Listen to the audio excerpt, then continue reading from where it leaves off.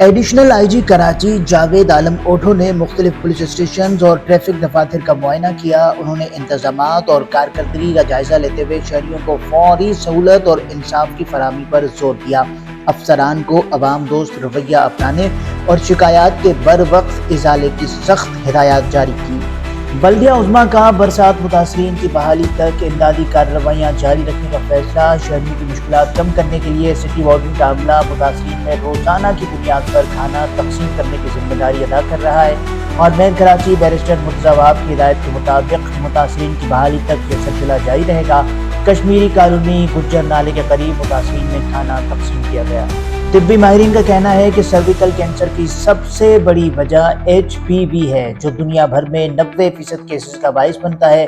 ماہرین کے مطابق یہ وائرس خواتین کے ساتھ مردوں کو بھی متاثر کرتا ہے اور اکثر برسوں تک بغیر علامات کے جسم میں چھپا رہتا ہے۔ عالمی ادارہ صحت کی منظور شدہ HPV ویکسین اگر 9 سے 14 سال کی عمر میں بچیوں کو لگائی جائے تو سرویکل کینسر کے خطرے کو 90% تک کم کیا جا سکتا ہے۔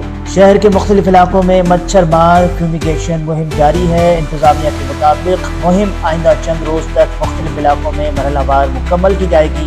حکام کا کہنا ہے کہ شہریوں کو ڈینگی اور دیگر امراض سے بچانے کے لیے اقدامات تیز کیے جا رہے ہیں۔ حالیہ بارشوں کے بعد ملیح ندی میں طغیانی کے باعث بہہ جانے والی کورنگی کاسوے کی سڑک پر پانی تو اتر گیا ہے، مگر متعدد مقامات پر شدید ٹوٹ پھوٹ کے باعث یہ اہم شاہراہ تاحال ٹریفک کے لیے بند ہے۔ ٹریفک پولیس کے مطابق کاسوے کی سڑک بری طرح متاثر ہوئی ہے اور مرمت کا کام مکمل ہونے تک اسے کھولنا ممکن نہیں۔ اس بندش کے باعث کورنگی سے شہر کی جانب جانے والا ٹریفک متبادل راستے یعنی جام صادق پل کی طرف موڑا جا رہا ہے، جہاں ٹریفک کا دباؤ نمایاں طور پر بڑھ گیا ہے۔